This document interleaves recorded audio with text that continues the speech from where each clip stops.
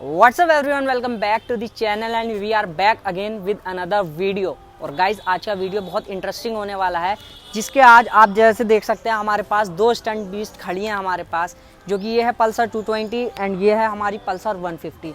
जैसा कि आपको पता है ये दोनों ही हमारी स्टंट मॉडिफाइड बाइक हैं, फुली लोडेड बाइक्स हैं, जिस पे हम अपनी स्टंट राइडिंग प्रैक्टिस और जो भी शोज़ वगैरह होते हैं वो परफॉर्म करते हैं। सो आज के वीडियो में मैं आपको बताने वाला हूँ हम इनके बीच में जो कंपैरिजन है, मतलब जो मोड्स इसमें है और जो मोड्स इसमें है, वो हम लोगों ने क्या क्या किए हैं। और सेपरेट इसके मोड्स का वीडियो आपने देख ही लिया होगा, बट मैं आज इन दोनों का कंपैरिजन करने वाला हूं कि हाँ इसमें और इसमें क्या मेजर डिफरेंसेस हैं हमारे, और क्या क्या हमें स्टंट राइडिंग जब हम परफॉर्म करते हैं दोनों बाइक्स पे तो क्या क्या राइडर जो है वो फील करता है, और जो डिफरेंसेस जो फेस करता है वो मैं आपको आज बताने वाला हूँ। तो चलिए शुरू करते हैं। सो फ्रेंड्स, जैसा कि आप देख सकते हैं हमारे पास ये 220 है एंड ये हमारे पास 150 है। दोनों ही हमारी स्टंट राइडिंग बाइक हैं, इससे हम स्टंट राइडिंग परफॉर्म करते हैं और जो भी हमारे शोज़ होते हैं हम वो करते हैं। सो आज मैं थोड़ी डिफरेंस दिखाने वाला हूँ, जो इस बाइक के अंदर मोड्स हो रखे हैं, जो इस बाइक के अंदर नहीं हो रखे, और बल्कि जो इसके अंदर हैं वो इसके अंदर नहीं, दोनों का हम कंपैरिजन करने वाले हैं। सो बेसिकली आपको देखिए, अगर इनकी स्पेसिफिकेशंस जाननी हो तो वो किसी और यूट्यूब चैनल पे या किसी और यूट्यूबर से भी आप जान सकते हैं। मेनली स्पेसिफिकेशंस नहीं बताने वाला, बट मैं आपको जो हमारी स्टंट मोड्स के कंपैरिजन है वो आपको सिर्फ बताने वाला हूँ, क्योंकि मैं मेजरली अपने चैनल पे स्टंट रिलेटेड वीडियोज़ ही अपलोड करता हूँ। तो सबसे पहला जो मैं बताने वाला हूँ आपको, आप जान गए होंगे कि बेसिक सी बात बता देता हूँ कि इसके अंदर 220 सीसी का 4 स्ट्रोक ऑयल कूल्ड इंजन है, बट इसके अंदर 150 4 स्ट्रोक का सिर्फ सिंपल इंजन है, इसमें कोई ऑयल कूल्ड या लिक्विड कूल्ड इंजन नहीं है। मेजर डिफरेंस तो ये है। देन इसके बाद में बात करता हूँ, इसके अंदर जो है इस बाइक के अंदर हमारा हैंड ब्रेक का सेटअप है, आप देख सकते हैं रेयर हैंड ब्रेक सेटअप है, जो कि एक फ्री स्टाइलिंग स्टंट राइडिंग करने में बहुत ज़्यादा हेल्प करता है। वहीं हमारी बाइक के अंदर नहीं है। इस बाइक के अंदर ड्रम ब्रेक्स हैं, तो ड्रम ब्रेक्स होने की वजह से इसके अंदर हैंड ब्रेक सेटअप इंस्टॉल नहीं किया गया है। So next comparison, next difference जो है वो मैं आपको बता देता हूँ। इसके व्हील्स, इसका व्हील साइज़ दोनों मतलब बड़े हैं, इसके 10 सेक्शन ज़्यादा बड़े हैं, फ्रंट व्हील और रेयर व्हील भी। वहीं इस 150 के मैग व्हील देखे जाएँ तो 10 पॉइंट सेक्शंस कम हैं हमारे फ्रंट एंड रेयर व्हील। और नेक्स्ट कंपैरिजन में आपको एक और मैं बता देता हूँ, इस बाइक के अंदर देखिए आप क्रैश केज जो है हमारा, क्रैश गार्ड जो है वो इंस्टॉल्ड हो रखा है। वहीं हमारी 150 के अंदर किसी भी तरह का कोई क्रैश गार्ड नहीं है।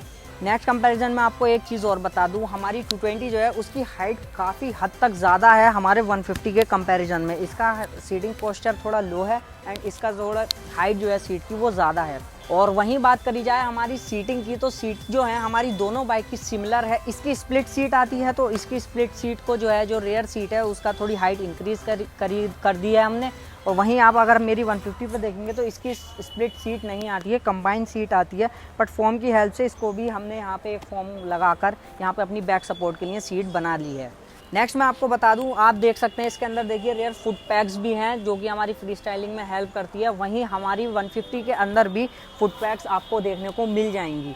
नेक्स्ट हमारा जो रहता है व्हीली बार आप देख सकते हैं इस बाइक में हमने यहाँ पे फ्रेम से वेल्ड कर दिया गया है, बट इसका जो फ्रेम हमने बनाया है वो एक KTM ड्यूक के स्टाइल में हमने इसका फ्रेम बनाया है। बट वहीं अगर हम 150 की बात करें अपनी, तो जो इसका स्टॉक फ्रेम आता है चेसी से वेल्ड होके, हमने वहाँ पे अपने व्हीली बार को वेल्ड करके बनाया है।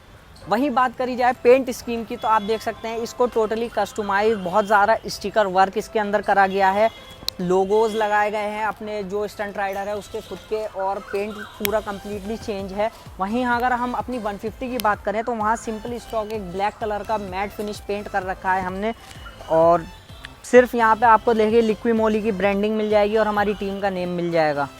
एक और कंपैरिजन में आपको बता दूं, हमारी जैसा कि आपको पता है 220F है, इसके अंदर किसी भी तरह का कोई किक स्टार्ट का ऑप्शन नहीं मिलता है, यहाँ पे सिर्फ सेल्फ का ऑप्शन मिलता है। वहीं हमारी 150 के अंदर आपको सेल्फ का कोई भी ऑप्शन नहीं मिलने वाला, ओनली आपको किक स्टार्ट ऑप्शन अवेलेबल है। सो जो मेन मतलब डिफरेंसेस थे, जो इस बाइक के अंदर मोड्स हो रखे थे वो इसके अंदर नहीं थे, और जो ऑप्शंस इसके अंदर अवेलेबल थे वो इसके अंदर नहीं थे, वो मैंने आपको बता दिए। अब मैं आपको बताने वाला हूँ हमें क्या क्या फेस प्रॉब्लम होती है मैं जब इस बाइक पे स्टंट्स करता हूँ, और इस पे मुझे वो चीज़ फेस नहीं होती। सबसे पहली चीज़ इसके अंदर जैसे आपको पता है हैंड ब्रेक है, तो फ्री स्टाइलिंग बहुत अच्छी तरीके से होती है। वहीं पे मेरे पास हैंड ब्रेक ना होने की वजह से मैं इस बाइक के ऊपर फ्री स्टाइलिंग नहीं कर सकता। मैं सर्कल्स कर सकता हूँ इसके ऊपर, फुट ब्रेक से रिलेटेड जितने भी स्टंट्स होते हैं मैं वो परफॉर्म कर सकता हूँ, बट इसके ऊपर है जो फ्री स्टाइलिंग स्टंट राइडिंग होती है वो नहीं कर सकता। सबसे मेजर ड्रॉबैक इस बाइक का ये है। देन सेकंड जो आता है हमारा स्टॉपी, इसके ऊपर मैं ज़्यादातर मोस्टली लॉन्ग रोलिंग स्टॉपीज़ नहीं कर सकता, क्योंकि इसके सस्पेंशन जो है वो इतने सॉलिड और इतने मतलब स्ट्रॉन्ग नहीं है कंपैरिजन में इसके सस्पेंशन आप देख सकते हैं फोक्स कितने ज़्यादा मोटे हैं, और मोटे होने की वजह से बहुत अच्छी ग्रिप एंड बहुत अच्छा हमें एक तरह से बैलेंसिंग पॉइंट मिल जाता है जब हम रोलिंग स्टॉप परफॉर्म करते हैं। तो वहीं बात करें हम व्हीली की, अगर हम व्हीली पॉपअप करते हैं तो इस बाइक के अंदर पावर ज़्यादा होने की वजह से बहुत ईजिली पॉपअप हो जाती है व्हीली। आप सेकंड गियर में भी आप आराम से इसमें व्हीली पॉपअप कर सकते हैं, बट जब हम इस अपनी 150 के ऊपर आते हैं व्हीली पॉपअप करने के लिए तो इसको मैंडेटरी रहता है कि हाँ फर्स्ट गियर में होनी चाहिए। सेकंड गियर में ये भी हो जाती है, बहुत ज़्यादा पावर ये भी जनरेट करती है अपनी 150 सीसी के अकॉर्डिंग, बट 220 एंड 150 ही है। सो फ्री स्टाइलिंग का मैंने जैसे आपको बताया, बट फ्री स्टाइलिंग का इसका एक ड्रॉबैक ये है कि इसका वेट हैवी होने की वजह से हमें कंट्रोलिंग करने में बहुत ज़्यादा दिक्कत होती है इसको। वहीं पे हमारी जो 150 है बहुत इसके कंपैरिजन में लाइट वेट है, तो इसको ईजिली कंट्रोल करना बहुत ज़्यादा ईजी हो जाता है, और इसके ऊपर आप सर्किल्स बहुत आसानी से मार सकते हैं अगर आप इसको कंपेयर करते हैं तो। इसका साइज़ एंड इसका वेट बड़ा होने की वजह से हमें इसमें थोड़ी सी डिफ़िकल्टी फेस होती है इसको कंट्रोल करने में, बट इस केस में यहाँ पे हमें किसी भी तरह की कोई डिफ़िकल्टी फेस नहीं होती इसको कंट्रोल करने में।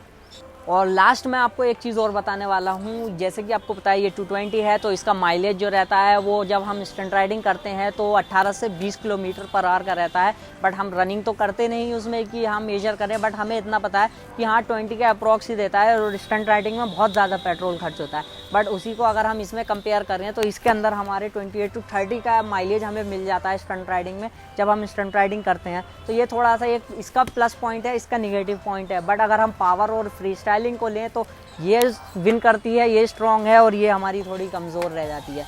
बट दोनों ही बाइक अपने सेगमेंट में बहुत ज़्यादा अच्छा प्ले रोल करती हैं और बहुत ज़्यादा अपनी पूरी कोशिश करती हैं कि हाँ राइडर को ज़्यादा से ज़्यादा पूरा अपना साथ देने की कोशिश करती हैं। तो हमें इन दोनों बाइक से किसी भी तरह की कोई परेशानी नहीं है, दोनों बाइक अपने सेगमेंट में बहुत अच्छा काम कर रही हैं। ये मेरे साथ बहुत परफेक्ट बढ़िया काम करती है, ये जो मेरा टीममेट है उसके साथ बहुत अच्छा काम करती है, और हम दोनों एक्सचेंज करके जब भी हम प्रैक्टिस करते हैं तो ये दोनों हम दोनों को भी पूरा कम्प्लीटली हमें साथ देती हैं। तो किसी भी तरह का कोई हमें इशू नहीं है दोनों बाइक से, इसी वजह से हम लोगों ने अपनी बाइक चेंज नहीं की है। ये आज भी बिल्कुल परफेक्ट काम कर रही है और ये भी बिल्कुल परफेक्ट काम कर रही है, कोई किसी तरह की कोई दिक्कत नहीं है। मेंटेन करना होता है, हम टाइमली मेंटेन रखते हैं अपनी बाइक्स को, बट अभी आप देख सकते हैं थोड़ी गंदी हो रही हैं दोनों बाइक, क्योंकि हमें टाइम नहीं मिल पाता अभी कि हम अपनी बाइक्स वॉश कर लें। जैसे कि आपको पता है मेरे पास भी 3-4 बाइक्स हैं, उसके पास भी, मेरे टीममेट के पास भी 3-4 बाइक्स हैं, तो बहुत मुश्किल हो जाता है कि सभी बाइक्स को मेंटेन करना। जैसे जैसे टाइम रहता है हम लोग मैनेज करते हैं अपना। सो उम्मीद करता हूँ ये थोड़ा स्टंट से रिलेटेड इन्फो आपको अच्छा लगा होगा। अगर अच्छा लगा है तो इस वीडियो को लाइक करें। मिलते हैं किसी नेक्स्ट वीडियो में, तब तक के लिए बाय बाय, टेक केयर।